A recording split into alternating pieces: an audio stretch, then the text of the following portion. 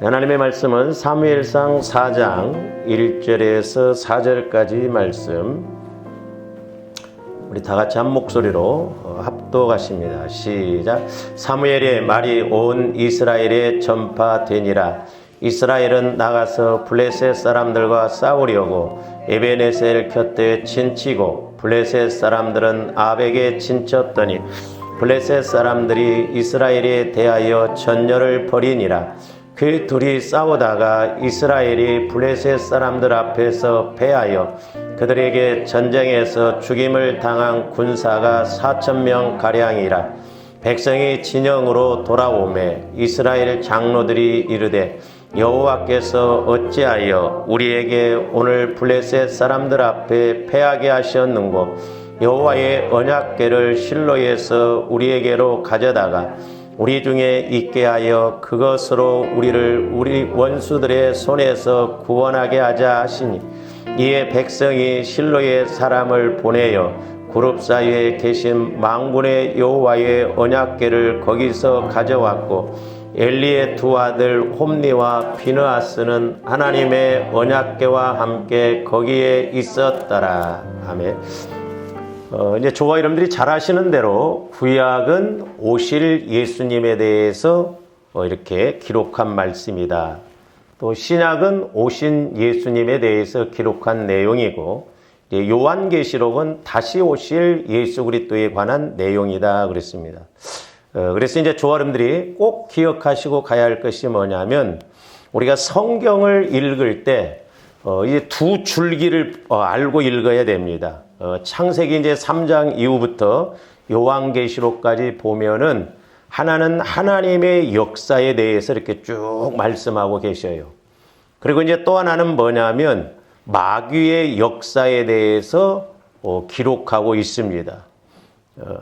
그럼 우리 하나님이 뭐 마귀를 못 이겨서 그러냐? 그렇지 않죠. 저와 여러분들이 육신을 입고 있는 한 마귀의 공격을 받을 수밖에 없고, 또 우리가 신앙생활을 잘하도록 때로는 양 속에 염소를 집어넣는 것처럼 지금도 여전히 마귀 역사가 일어나고 있거든요. 그래서 다시 말씀드리면 성경은 창세기부터 계시록까지 한 줄기는 하나님의 지혜에 대해서, 하나는 마귀의 지혜에 대해서 이렇게 기록한 내용인데, 그 두 지혜가 이렇게 서로 부딪히면서 가는 것을 볼 수가 있습니다. 그러므로 우리는 말씀을 읽을 때 이제 하나님의 지혜와 마귀 역사를 알아야 돼요. 그걸 알지 못하면 실제 우리에게 적용이 될 수 없거든요. 그 다음에 이제 또 하나는 저와 여러분들 마음 안에 두 영이 역사한다는 걸 알아야 돼요. 사도 바울이 고민했던 게 그거죠. 내 안에 두 법이 싸운다고. 그래서 이제 적어도 저와 여러분들이 신앙생활 하면서 내 안에서 성령께서 역사하시는 것도 우리가 볼 줄 알고 깨달아야 되고, 또 한편으로는 마귀가 이렇게 나를 방해하고 공격하고 있구나, 이것을 우리가 깨달아야만이 우리가 신앙생활을 능히 승리하고 은혜 받을 수 있다라고 하는 것입니다. 그래서 이제 저와 여러분들이 성경을 읽을 때 어디를 읽든지 간에 우리가 예수 그리스도를 볼 줄 알아야 되고, 마귀의 역사를 소위 말해서 읽어내고 깨달아야 될 줄로 믿습니다. 그래서 요한복음 5장 37절에서 39절도 보면 뭐라고 그랬느냐? 또한 나를 보내신 아버지께서 친히 나를 위하여 증언하셨느니라. 너희는 아무 때에도 그 음성을 듣지 못하였고 그 형상을 보지 못하였으며 그의 말씀이 너희 속에 거하지 아니하니 그랬어요. 그러니까 아까 말씀드렸죠. 저와 여러분들이 말씀이 내 안에 거하여야만이 우리가 하나님도 잘 알 수 있고 마귀 역사가 뭔가도 알 수가 있거든요. 그러면서 아니 이는 그가 보내신 일을, 그러니까 하나님이 예수님을 보내셨는데 예수님을 믿지를 않았어요. 그러면서 이제 39절 보세요. 너희가 성경에서 영생을 얻는 줄 생각하고 성경을 연구하거니와, 성경을 이제 읽고 상고하거니와, 이 성경이 곧 내게 대하여 증언하는 것이니라 그랬어요. 그러니까 구약 66권은 구약은 오실 예수님, 신약은 오신 예수님, 계시록은 다시 오실 예수님인데 우리가 오늘 본문 말씀을 통해서도 예수님을 볼 줄 알아야 된다. 할렐루야. 그리고 오늘 말씀을 통해서 또 다른 마귀 역사도 볼 줄 알아야 된다 이 말이죠. 그래서 성경은 이렇게 예수 그리스도에 대해서 쭉 말씀하시고 또한 마귀 역사에 대해서도 쭉 말씀하신 것을 볼 수가 있습니다. 그러면 조원들이 이렇게 수십 년 동안 신앙생활을 함에도 불구하고 왜 말씀이 안 깨달아지는가? 그러잖아요. 식당께 3년이면 라면도 끓인다는데 저는 이것을 비유적으로 이야기한다면 교회께 3년이면 아마 귀신도 쫓아낼 거예요. 근데 우리는 이렇게 신앙생활을 오래 해도 왜 이렇게 말씀이 안 믿어지고 안 깨달아지는가? 영적인 것이기 때문에 그렇거든요. 그래서 요한복음 6장 63절에 뭐라고 그랬느냐? 한번 봅니다. 살리는 것은 영이니 그랬어요. 살리는 것은 영적인 것이다. 그 다음에 살리는 것은 성령을 통해서라야만이 우리가 자꾸 믿음이 자라나고 마귀 역사도 분별하고 이길 수 있거든요. 그러면서 뭐라고 했어요? 육은 무익하니라 그랬어요. 그러니까 저와 여러분들이 육신적으로 내 마음 갖고 신앙생활하면 무익해요. 아무것도 이룰 수가 없습니다. 우리 속지 말아야 돼요. 그러면서 우리 예수님이 뭐라고 했어요? 내가 너희에게 이른 말은 뭐라? 영이다 그랬어요. 영. 그러니까 구약도 예수 그리스도에 대해서 하신 말씀이기 때문에 구약을 읽을 때도 우리가 영적으로 해석이 되어진다고 한다면 성령의 인도를 받는다고 한다면 어디를 보든지 간에 이 말씀이 이런 말씀이구나. 내 것으로 만들게 되고 내가 적용될 말씀으로 가게 된다라고 하는 것이죠. 그리고 생명이다. 우리 믿음이 자꾸 자라나는 거예요. 우리 속사람인 영혼이 그리스도의 장성한 분량에까지 자꾸 자라나게 되는 것입니다. 그래서 저와 여러분들이 말씀을 읽을 때는 성령의 조명하심을 받아야 돼요. 성령의 인도를 받아야 돼요. 그래서 제가 늘 강조합니다마는 성령의 인도를 받으려면 내 마음이 주님 마음이 되어야 된다고 그랬어요. 하나님의 말씀과 하나님의 법은 내 마음으로 믿고 지키는 것이 아니라 내 마음과 생각으로는 믿을 수도 없고 지킬 수도 없어요. 하나님의 말씀은 주님 마음이래야 믿을 수 있고 하나님의 법도 주님 마음이래야 이렇게 지킬 수가 있거든요. 그리고 성령 하나님도 어디에다 말씀을 주시느냐? 주님 마음에다 말씀을 주세요. 왜? 믿어야 되기 때문에 그렇다 이 말이에요. 그래서 내 마음이 주님 마음이 되어져야 성령께서 이렇게 말씀하심을 깨닫고 갈 수가 있는 것입니다. 그래서 저와 여러분들이 주님 마음을 가져서 성령 하나님을 통해서 말씀을 이렇게 조명받고 나가면 소위 영적으로 보여지고 깨달아집니다. 그래서 말씀을 읽어도 예수 그리스도가 보여지고 예수 그리스도께서 하신 의미를 알아지고 또한 마귀 역사도 알게 되는 거예요. 그래서 디모데후서 3장 16절에서 17절에 보면 뭐라고 그랬느냐? 모든 성경은 하나님의 감동으로, 옛날 성경은 이제 성령의 감동으로 기록된 것이라고 그랬죠. 그러니까 이 하나님의 말씀은 1600여 년 동안 그 40여 명의 말하자면 성경 기자들을 통해서, 여기는 뭐 어부도 있고 왕도 있고 뭐 농부도 있고 다양한 사람들이에요. 근데 그들이 잘 사용하는 언어로 성령께서 감동을 주셔서 기록을 해놓게 하셨거든. 근데 66권이 창세기부터 계시록까지 너무 정확하게 맞는 거예요. 그러니까 이 66권의 말씀도 조원들이 성령의 이제는 조명하심을 받아야 돼요. 성령의 가르침을 받아야 이 말씀이 영적으로 살리는 말씀으로 예수 그리스도에 대해서 마귀에 대해서 분별이 되어지고 알아진다는 것이죠. 그러면서 교훈과 그랬어요. 교훈. 저기서 교훈이라고 하는 것은 제가 늘 말씀드렸습니다만 의학적인 용어로 보면 예방 차원에서 말씀이에요. 분명히 성령께서는 저와 여러분들의 문제가 있는 것에, 영혼에까지 문제가 되고 신앙생활에 문제가 있는 것에 미리 말씀해 주십니다. 미리 가르쳐 주세요. 할렐루야. 부모가 자식이 뭐 소풍만 가도 너 소풍 갈 때 오늘 뭐 이렇게 해라 이렇게 조심하라 늘 이야기해 주시. 성령도 마찬가지예요. 그러니까 교훈적으로 미리미리 말씀해 주시는데 저와 여러분들이 이런 말씀들을 자꾸 우리가 들어야 될 줄로 믿습니다. 제가 이렇게 우리 교회 중복 기도가 나올 때도 보면 마귀 역사에 대해서 미리 말씀을 해 주세요. 이 문제가 있다, 이 문제가 있다, 이런 걸 회개하라, 이걸 처리하라. 근데 우리가 듣고 끝나버리면 안 되거든요. 나중에 비참한 결과를 가져올 수가 있기 때문에. 그 다음에 책망과 그랬어요. 책망이라는 것은 의학적인 용어로 만나면 수술이에요. 수술. 잘못했으면 수술을, 몸이 문제가 있으면 수술을 해서라도 고쳐야 되잖아요. 영적인 것도 마찬가지예요. 초반에 이미 일이 터지고 문제가 된 것은 수술을 받아서라도 치유를 받고 고침을 받아야 될 줄을 믿습니다. 그렇게 해서 우리를 바르게 함과 하나님 앞에 바로 가게 하고 또한 의로 자꾸 하나님의 의를 이루시는, 하나님이 인정하시는 그 의로 우리를 교육하신다 이 말입니다. 뿐만 아니라 17절 이는 하나님의 사람으로 온전하게 하며 그랬죠. 성령께서 내게 주시는 말씀을 따라 순종하면 그것에 대해서는 오늘 온전한 거예요. 할렐루야. 그러니까 오늘 성령께서 내게 동쪽으로 가라 하면 나는 오늘 서쪽으로 가고 싶었는데 동쪽으로 가라고 하면 동쪽으로 가면 온전한 거예요. 그리고 모든 선한 일을 행할 능력을 갖추게 하려 합니다. 그래서 선을 이룰 수 있는 마귀의 역사를 이기고 하나님이 개입하시고 하나님이 일하시는 그 선을 이룰 수 있는 능력이 은혜가 바로 말씀이다 이 말입니다. 그래서 이제 적어도 저와 여러분들이 기도하거나 설교를 들을 때 말씀이 깨달아져야 돼요. 귀로만 듣고 끝나버리면 아무런 의미 없어요.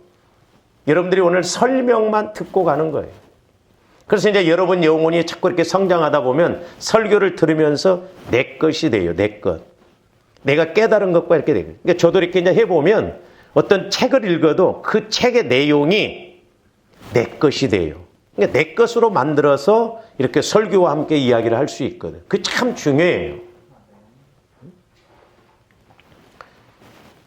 그래서 이제 저와 여러분들이 자꾸 이렇게 말씀이 깨달아지고 또한 내 안에 문제가 보여져서 그 문제를 처리해서 주님 마음으로 자꾸 가야만이 이제 말씀과 함께 주님 마음 안에서 성령께서 역사하실 줄 믿습니다. 그래서 이제 결론을 말씀드리면 요한복음 15장 7절에는 뭐라고 그랬어요? 너희가 내 안에 거하고, 그러니까 먼저 저와 여러분들 마음이 주님 마음 안에 거하여야 된다고 그랬어요. 주님 마음으로 바꿔져야 된다고 그랬어요. 너희가 내 안에 내가 너희 안에 주님 마음과 한 마음이라고 그랬죠. 이게 핵심이에요. 우리가 예수 믿고 구원받았으면 이제 조합들 이 땅에서 그 말씀이 깨달아지고 그 은혜를 누리려면 날마다 내 마음이 주님 마음과 하나 되어져요. 그래서 내 마음을 하나 되게, 주님 마음을 하나 되기 위해서는 보혈을 적용해서 내 마음의 쓴뿌리, 상처, 죄성을 자꾸 치유받아야 된다라고 그랬죠. 그래야 자꾸 어린아이가 자라나듯이 자라나면서 철이 들듯이 저와 여러분들의 믿음도 자꾸 자라나면서 영적으로 철이 드는 거예요. 아, 이런 거구나. 그렇게 해서 이제 하나님이 주신 은혜도 받고 문제도 해결받고 쓰임받을 줄로 믿습니다. 그래서 저기도 분명히 보면 너희가 내 안에 거하고 내 말이 너희 안에 거하면 그랬어요. 그러니까 말씀이 먼저가 아니라 저와 여러분들 마음이 주님 마음 안에 거하여야 그 다음에 성령을 통해서 말씀이 와지면 믿어지고 그 말씀 따라서 무엇이든지 구하는 대로 그 말씀 내용이 100가지라고 하면 100가지를 구해도 다 주신다라고 하는 것입니다. 할렐루야. 그러니까 저와 여러분들 이걸 확실하게 먼저 인식하고 가야 돼요. 아, 말씀을 볼 때 예수 그리스도가 보여주고 예수 그리스도를 만나고 또한 마귀 역사도 보여주고 마귀의 그런 그에게도 알아야 되는구나. 그 다음에 또한 그러기 위해서는 내 마음이 그리스도의 마음으로 바꿔져야 되는데 그리스도의 마음으로 바꿔지는데 방해가 되는 게 뭔가? 모태로부터 형성되어서 상처 쓴뿌리 이런 것을 우리가 치유를 받아야 돼.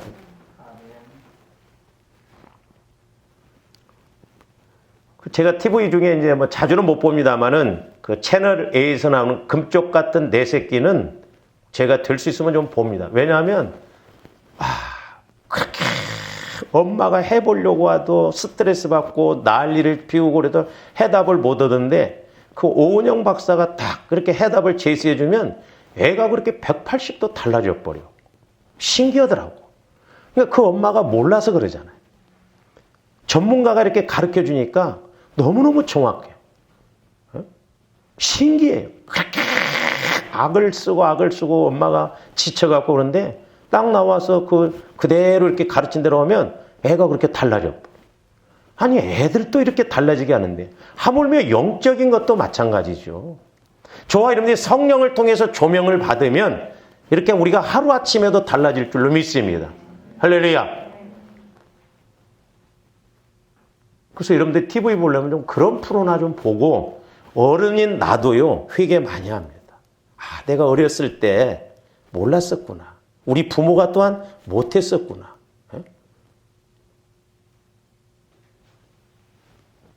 쓸데없는 게임 막 이런 연속극은 새벽 2시, 3시까지 보면서 왜 그런 좋은 프로는 못 보냐 이 말이에요. 그거 여러분들 한번 꼭 보셔요.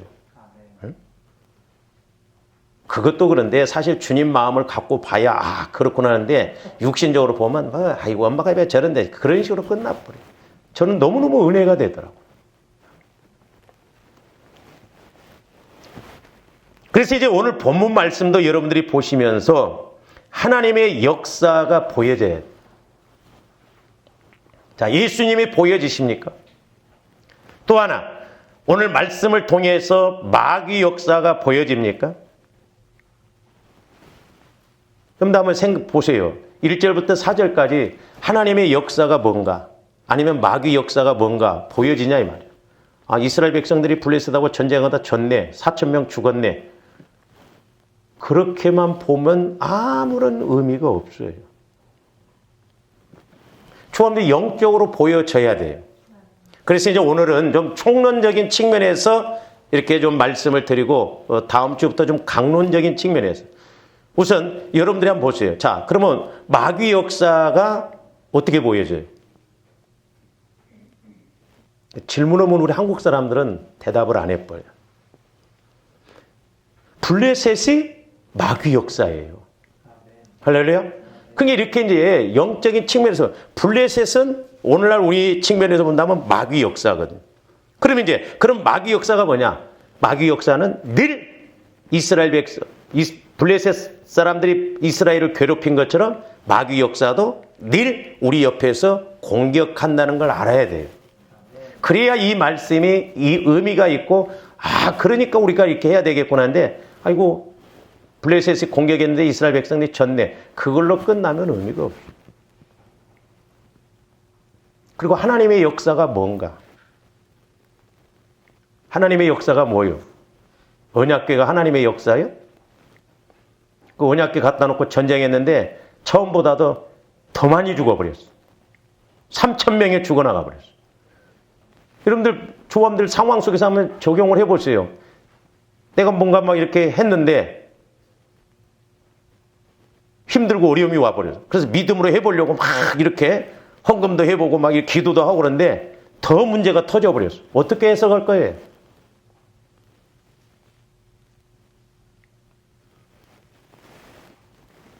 그러니까 우리가 이렇게 성령을 통해서 살리는 것은 영이라고 그랬잖아요. 그러니까 말씀을 통해서 이 영적인 것을 깨달아야 오늘 이 말씀이 구약시대의 말씀이지만 내게 적용이 되어지고 내 말씀이 된다 이 말입니다. 할렐루야. 지난번에도 잠깐 말씀을 드렸습니다마는 자 성경에서 이방 민족이 이스라엘을 침공하는 것은 단순한 영역 확장이나 분쟁만을 의미하지는 않습니다. 이스라엘 민족은 여느 민족과 달리 하나님께서 열방 중에서 택하여 자기 백성으로 삼으신 선민이에요. 그러므로 블레셋의 이스라엘 침공은 하나님의 허락 없이는 도무지 불가능한 일이에요. 아무나 이스라엘 백성들을 침공하지 못합니다. 오늘날도 마찬가지예요. 왜 우리가 예수를 믿고도 마귀의 공격을 받고 방해를 받는가? 하나님이 예수님이 그렇게 하도록 우리 마귀를 허락하지 않아요. 마귀도 그렇기 때문에 합법적인 하나님께서 허용해 놓으신 그 안에서만 우리를 방해하고 공격한다는 걸 알아야 돼요. 그래서 오늘 말씀에도 블레셋이 이스라엘을 이렇게 침공했다라고 하는 것은 하나님의 허락하에 침공이 되었다는 것을 알아야 돼요. 그렇습니다.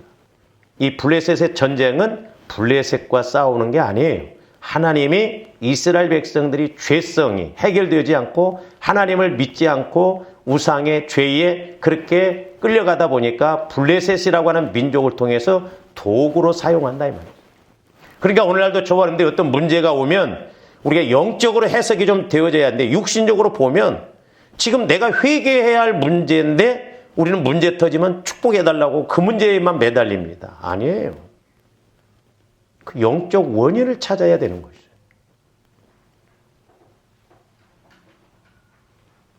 그래 이스라엘 백성들이 이걸 모르니까 언약궤가 없어서 그런 줄 알고 언약궤를 갖다 놓고 싸웠는데 더 큰 실패를 안겨버린 거죠.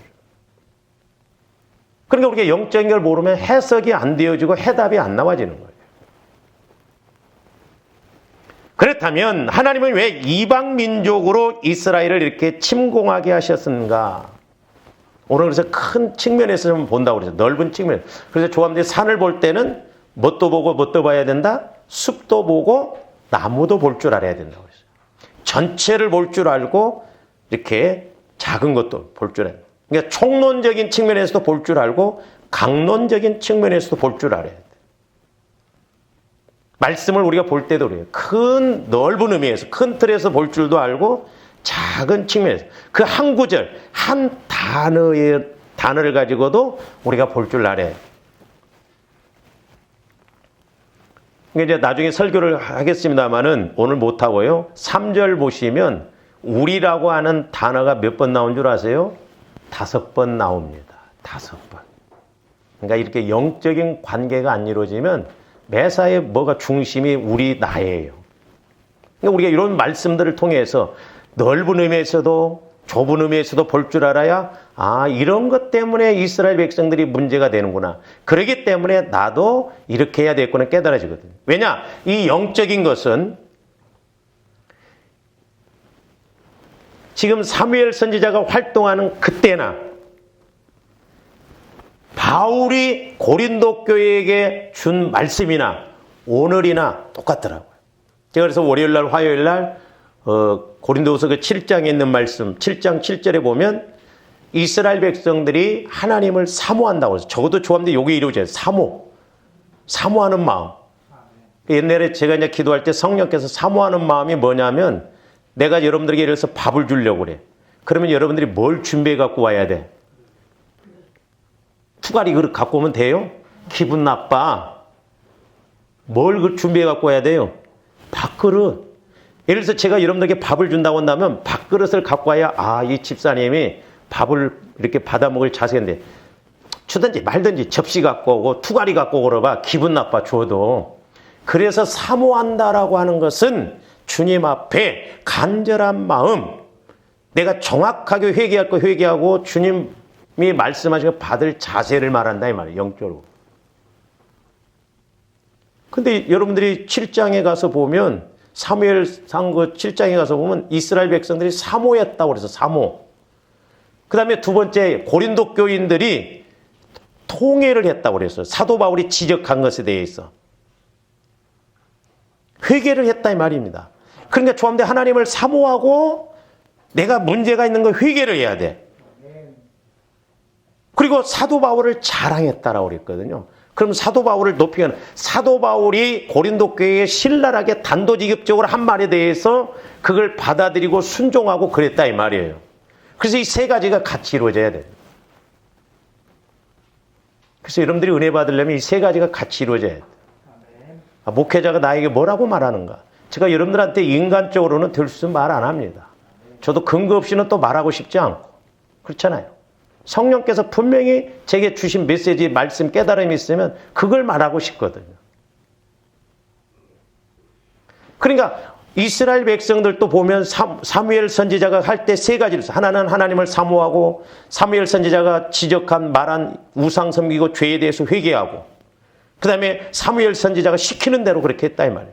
바울 시대 때도 고린도 교회가 은혜 받을 수 있었던 것이, 고린도 교회가 무너지지 않을 수 있었던 것이 바로 그거예요. 만약에 고린도 교회가 사도 바울이 한 말에서 자기가 뭐 사도면 됐지, 뭐 떠나갔으면 끝나지, 뭐 말이 많냐, 아마 고린도 교인들이 거기에 불순종했더라면 고린도 교회는 엄청난 분란을 가져올 뿐만 아니라 개인적으로도 손해였을 거예요. 제가 이번에 작전기도 이렇게 하면서도 성령께서 어떤 면에서 우리에게 간곡하게 지금 말씀하시고, 우리가 처리해야 할 것 처리하고 가야 되는데 우리가 처리하지 못하고 가면 안 되겠구나, 그런 마음이 와요.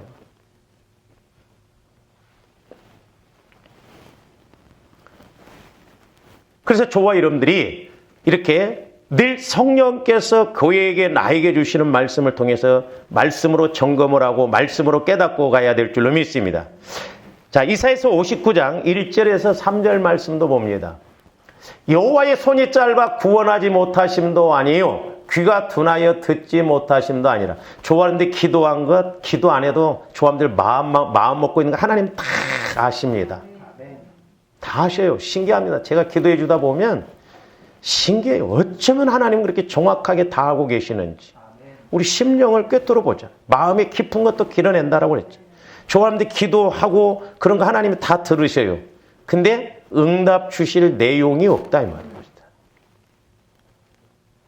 귀가 드나여 듣지 못함도 아니에요. 다 듣고 계셔요.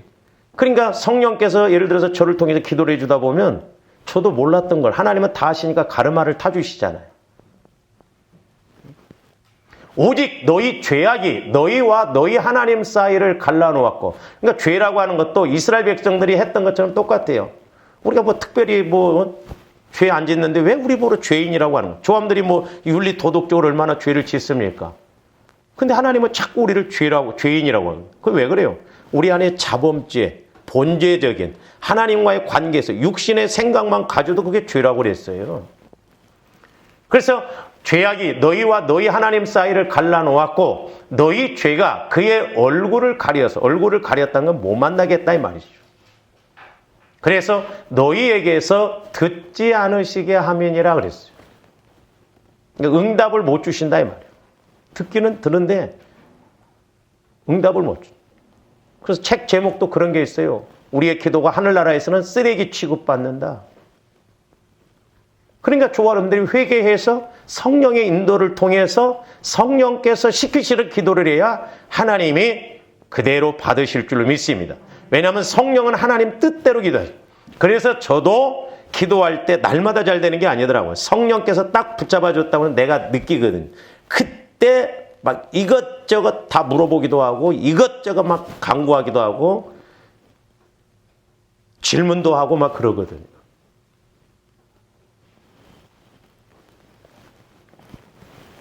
자, 3절 봅니다. 이는 너희 손이 피해 너희 손가락이 죄악에 더러워졌으며 너희 입술은 거짓을 말하며 너희 혀는 악독을 내미니라. 그래서 우리가 금요일날도 말씀을 드렸습니다만 조함대 마음과 생각과 말이 달라져야 된다고 했어요. 그 다음에 아모스서 8장 11절에서 13절도 봅니다. 주 여호와의 말씀이니라. 보라, 날이 이를지라 내가 기근을 땅에 보내리니 양식이 없어 주림이 아니며 물이 없어 가람이 아니요. 자, 조람들이 환경적으로 어렵고 힘들고 이런 것도 돈이 없는 게 아니에요. 사실 돈이 안 돌아서 그렇지.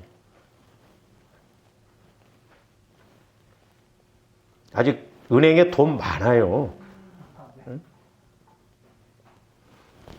제가 옛날에 우리 장로님 이렇게 기도해 드릴 때 그 기도가 나와서 참 은혜가 됐어요. 서울 시내에 택시 탈 사람이 없어서 손님이 없냐는 거죠. 아니죠. 있어요.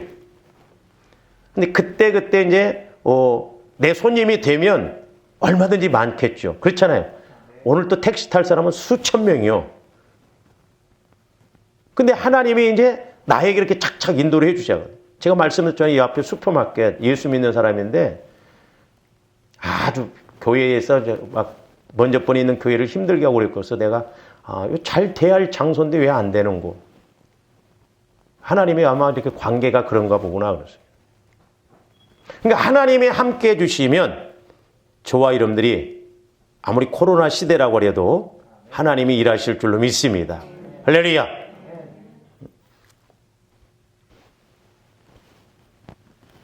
그래서 우리가 하나님이 함께 해주시면 남들은 안 된다고 하고 남들은 어렵다고 그러는데도 된다. 제가 오늘 아침에도 이제 기도하면서 성령께서 우리에게 역설적인 은혜를 주시려고 할 때가 있더만 그걸 깨닫게 해주시더라고요. 뭔 말이냐면 작은 것 갖고도 큰 은혜를 주시고자 하시더라 이 말. 하나님이 정상적으로는 제대로 못 주신대요. 왜?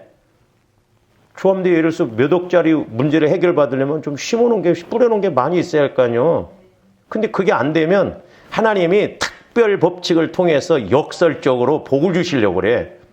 근데 우리가 이것을 깨닫고 아멘 하고 가면 내가 작은 것 통해서 큰 문제를 해결받고 응답을 받는데 안 해버리더라고. 그러니까 마리아 보세요. 마리아가 성령으로 지금 예수님을 수태시키잖아요.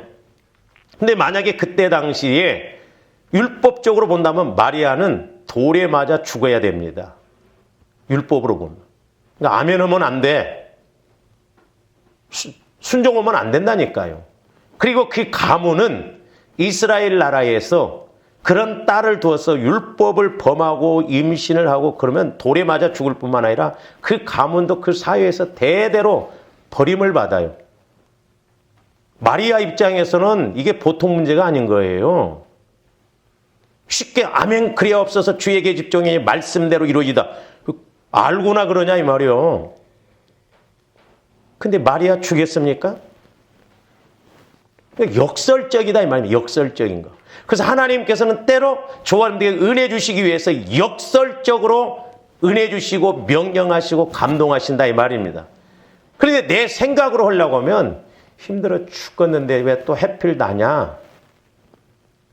오늘 아침에 어쩐지 오기 싫은데 괜히 와가지고 내가 아침부터 안 오고 싶더라 어쩐지. 오기 싫을 때가 은혜 받을 때예요. 할렐루야. 하나님이 알고 아시고 그 다음에 마귀가 알고 그 다음에 우리가 안다라고 그러잖아요. 그래서 조합들이 말씀을 붙들어야 우리는 상황 보지 않고 환경 보지 않고 아멘 그리하옵소서 이렇게 간다 이 말입니다. 아브라함도 그랬잖아요. 이삭을 번제로 죽여서 태워서 각을 떠서 태워서 번제로 태워서 드린다고 그러잖아요. 근데 아브라함이 믿음이 없었으면 그걸 못했죠. 그래서 우리가 좀 더 영적으로 먼저 은혜를 받아야 환경적으로도 문제 해결받고 은혜 받을 줄로 믿습니다. 그러니까 저기도 보면 양식이 없어 주림이 아니고 물이 없어 가람이 아니고 여호와의 말씀을 듣지 못한 기갈이다 이 말입니다. 그러니까 말씀이 내 안에 있으면 지금도 하나님은 여전히 일하실 줄로 믿습니다. 우리 목사님들도 보면 지금 코로나 때문에 교회들이 어렵거든요. 근데 신기하더라고요. 이렇게 코로나로 인해서 예배를 모여서 못 드리는데도 어떤 교회는 헌금이 더 많이 나온대요. 근데 어떤 교회는 어렵다는 거예요. 그 왜 그래요? 평상시에 그 교회가 어떻게 가르쳐 놨느냐, 이 물질적인 것에 대해서. 그러니까 그런 상황에 요동치 않는 거예요. 그러니까 조언들 상황 따라가고 환경 따라가면 안 됩니다. 비록 우리가 코로나 이 시점이라 할지라도 이때가 내가 하나님과의 관계를 맺을 때다. 코로나만 끝나면 대박 터뜨린다. 그렇잖아요. 그러니까 이때는 우리가 힘들더라도 내가 영적인 관계를 맺었어. 저는 그래서 개인적으로 그렇게 생각해요. 지금 코로나가 세계적으로 이렇게 막 하는데 하나님의 징계라고 봐요. 왜? 성경에 보면 전염병은 하나님의 징계 수단으로 내리는 것이 80~90%예요.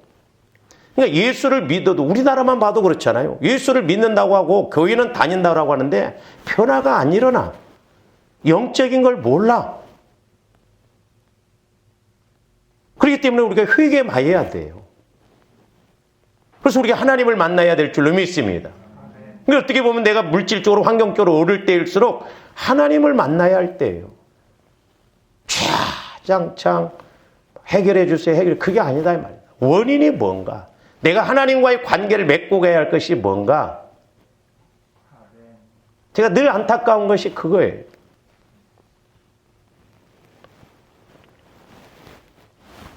자, 계속 봅니다. 사람이 이 바다에서 저 바다까지 북쪽에서 동쪽까지 비틀거리며 여호와의 말씀을 구하려고 이제 그러니까 말세지 말이 가까울수록 말씀 따라 그렇게 해보려고 하면 늦을 수도 있어요. 그러니까 조아름들이 어떤 문제 가운데 빠져버려 어려우면요 힘듭니다. 그러니까 우리가 힘이 있을 때, 문제 없을 때, 그래도 걸어 다닐 때 한 번이라도 더 우리가 기도하고 한 번이라도 더 깨어서 나가야 될 줄로 믿습니다.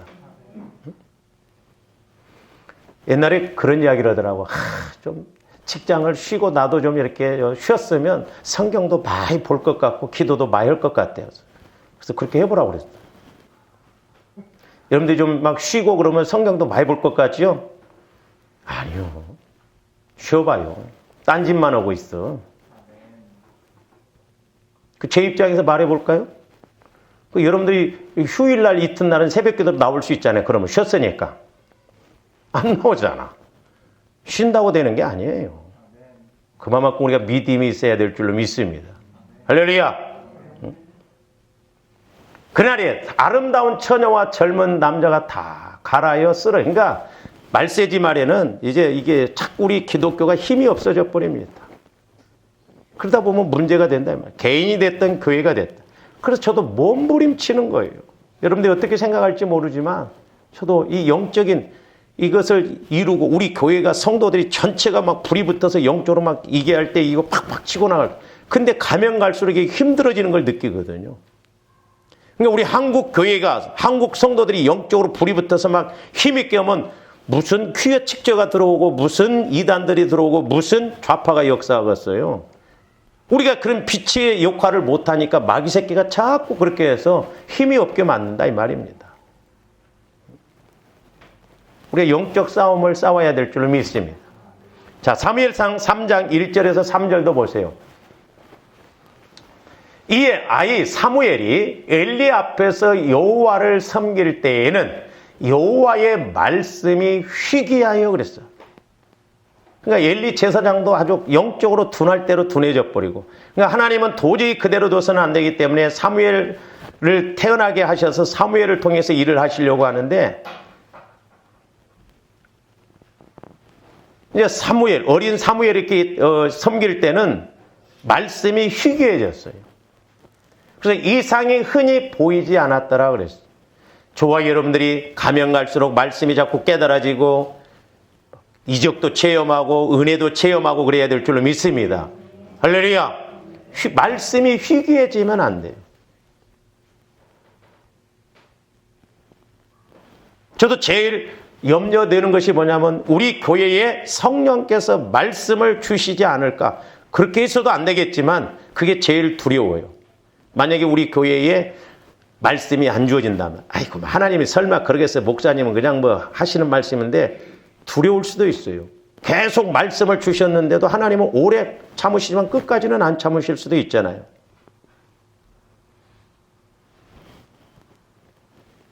그때 우리가 아무리 목회하면 뭐하냐 이 말.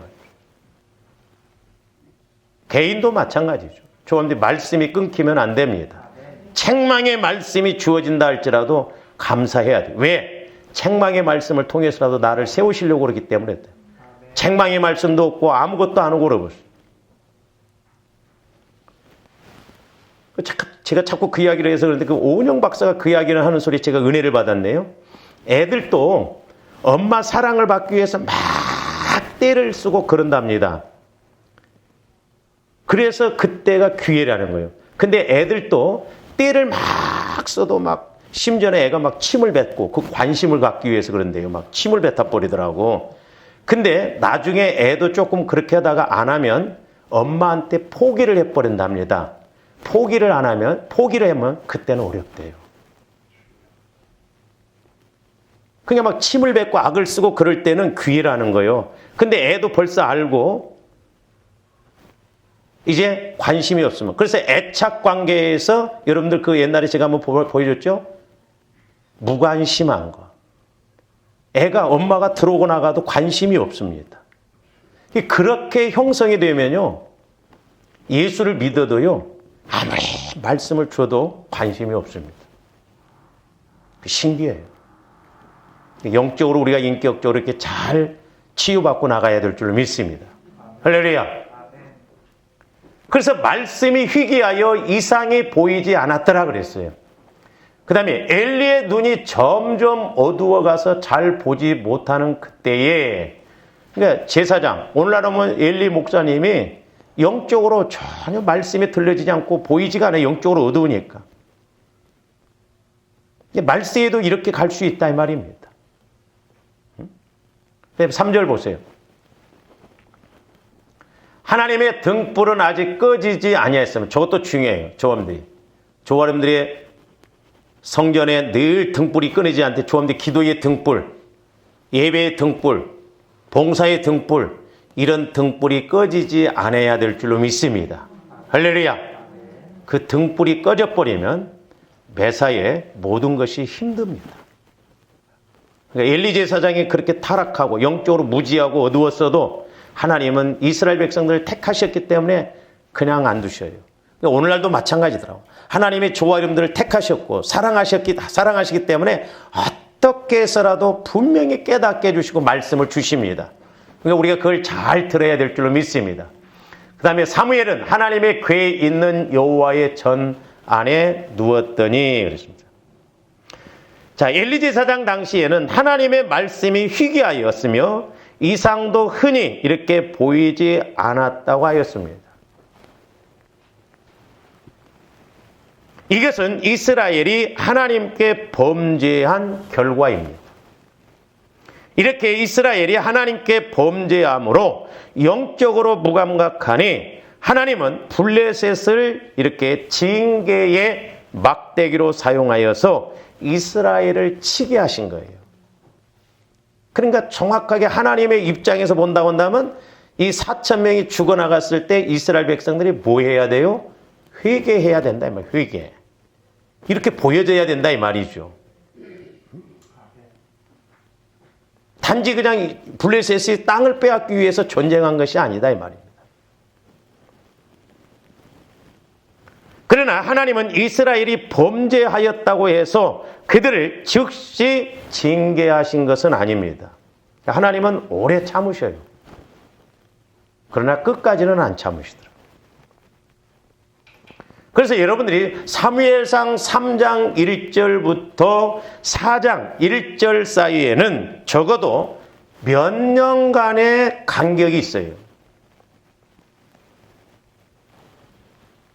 그러니까 하나님은 말씀이 희귀했지만 4장 1절에 오기까지 몇 년의 간격을 두고 이스라엘 백성들에게 블레셋을 붙이셨던 거예요. 즉 하나님은 오래 참으신 것입니다. 그러나 하나님은 끝까지 안 참으셨어요.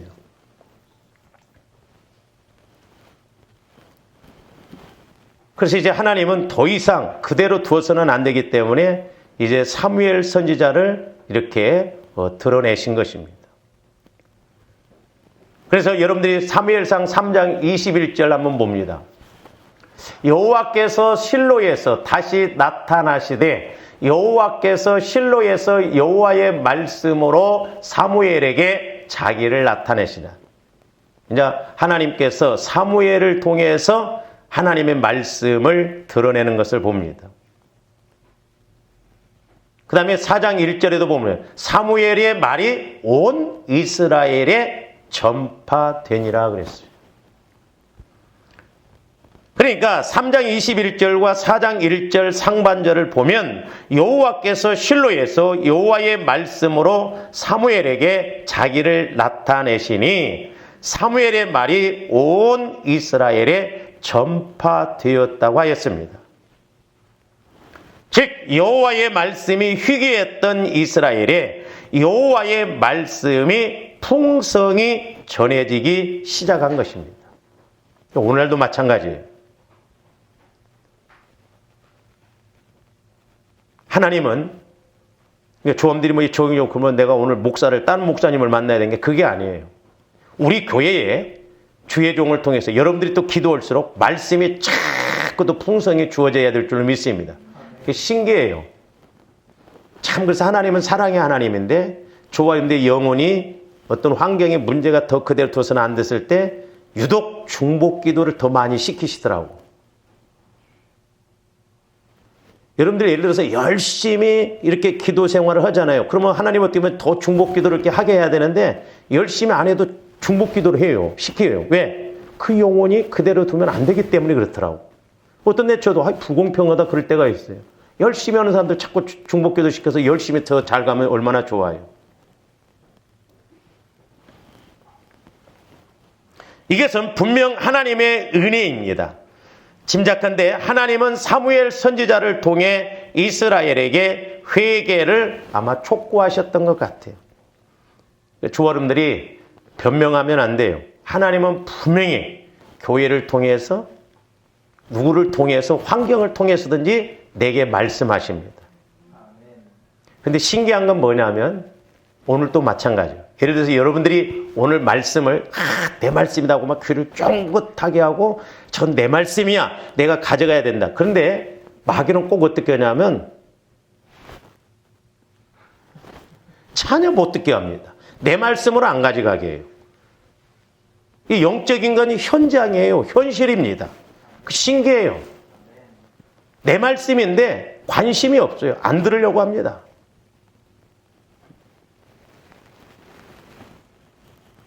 그런데 이스라엘은 이렇게 하나님께서 오래 참으실 뿐만 아니라 다시 말씀을 주시는 큰 은혜를 베푸셨건만 여전히 자신들의 죄를 회개할 줄을 몰랐습니다. 그러니까 말씀을 자꾸 더 주실 때 우리가 잘 분별해야 돼요. 또 하나님도 계속 영적인 하나님과의 관계가 됐던 마귀 역사가 됐던 성령께서 계속해서 말씀을 하십니다. 마귀 새끼도 얼마나 오랫동안 저 사람들을 간섭을 하고 이렇게 공격을 하는지 이렇게 기도를 해보면 억울하다는 거고, 그 다음에 마귀 새끼가 뭐라냐면 내가 나가면 그냥 나갈 줄 알았냐 그러더라고. 그냥 안 나간대요. 그래서 제가 막 오늘 아침에 감히 하나님의 성전이고 하나님의 자녀인데 가만히 무적행으로 가라. 그러니까 방해를 한다 이 말이에요. 어떻게? 그래서 보세요. 이렇게 귀신을 쫓아낼 때 예수님도 마찬가지고 거꾸러지거나 그 귀신 쫓을 막 거품을 내거나 쓰러지게 하거나 꼭 이렇게 건들고 나갑니다. 그리고 마귀 새끼도 그렇게 분하더라고. 보면 나가려면 분하대. 근데 조합들이 분을 많이 일으키죠. 그러니까 말씀이 주어지면 분하다. 그럴 때는 여러분들이 그런 걸 가지고 깊이 기도해 봐요. 마귀가 그만큼 나를 방해하려고 하고.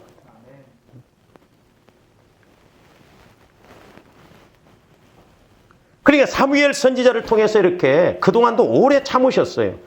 그래서 사무엘에게 말씀을 이렇게 나타내시고 사무엘을 통해서 회개를 하라고 해도 이스라엘 백성들이 회개를 안 하는 거예요. 그러므로 우리 하나님께서는 어쩔 수 없이 징계의 막대기를 드신 것입니다. 이와 같이 하나님은 당신의 백성이 죄를 범하고도 회개하지 않거나 회개하기를 지체하면 징계의 막대기를 든다는 걸 알아야 됩니다. 그것은 징계를 통해서라도 당신의 자녀로 하여금 죄를 깨닫게 하고 회개하도록 하기 위해서 그렇다 이 말입니다. 이는 마치 자녀가 잘못을 범하고도 자기 잘못을 고백하며 용서를 구하지 않을 때 부모가 매를 들어 징계하는 것과 마찬가지입니다. 그래서 조원들이 자녀 키울 때 뭐라고 그래요? 너 자꾸 매를 벌어라. 응? 너 이놈의 새끼야 자꾸 매를 벌어. 너 그러다가 내가 가만히 둔가 봐라. 성령께서 조원들에게 그런 말씀 안 하시던가요? 김집사야 매를 벌지 말아라. 우리가 매를 벌면 안 돼. 이스라엘 백성들이 매를 벌었어요. 우리의 영적 아버지 되시는 하나님도 마찬가지이십니다. 저와 여러분들은 연약합니다. 늘 범죄의 가능성 아래에 살아가고 있습니다. 또 하나님은 우리의 그러한 실상을 다 알고 계십니다. 때문에 우리가 범죄한다고 해서 하나님은 찌끄닥 무조건 징계하시는 것은 아닙니다. 하나님께서는 다만 우리가 죄를 범하고도 회개하지 않고 계속해서 범죄할 때 하나님 마음은 아프시지만, 가슴 아프시지만 징계의 매를 드시는 것입니다. 그러므로 저와 여러분들이 신앙생활할 때 또는 우리가 죄를 범하였을 때 취할 수 있는 최선의 자세가 뭐냐? 하나님의 징계가 임하기 전에 빨리빨리 우리가 신속하게 회개하는 것이에요. 그래서 너희가 나 있을 때뿐만 아니라 나 없을 때도 두렵고 떨림으로 구원을 이루라고 했어요. 그러니까 우리가 성령의 인도를 받아보면요, 하나님을 그 인식하는 두려움이 와요. 내가 이렇게 가다가는 안 되지. 그래서 늘 조심하고 늘 우리 마음을 이렇게. 근데 그걸 모르면 시간이 지나도 감각이 없는 거예요. 그래서 이렇게 신속한 회개만이 하나님의 긍휼을 입게 합니다. 그러면 이스라엘 백성들이 이렇게 고난을 당해도 왜 이렇게 끝까지 회개를 안 하는가? 여러분들 한번 기도해 보시죠. 성경의 근거에 있어. 이 내용은 다음 주에 좀 이렇게 하도록 하겠습니다. 기도하시죠. 사랑의 아버지 하나님, 감사를 드립니다. 이제 영적인 것은 구약시대 때 이스라엘 백성들이나 신약시대 때 아시아의 7교회나 또한 오늘날 말세를 살아가는 오늘날에도 영적인 것은 동일함을 보게 됩니다. 성령 하나님, 그러므로 우리가 말씀을 읽고 들을 때마다 이제 성령께서 조명해 주심을 깨닫게 하여 주시옵소서. 먼저 우리가 육신을 믿고 살아가지만 문제는 영적인 문제임을 고백합니다. 늘 성령 하나님께서 말씀하여 주심을 깨닫고 적용시켜 늘 승리하고 하나님께는 영광이 우리에게는 복이 되고 기쁨이 되게 하여 주시옵소서.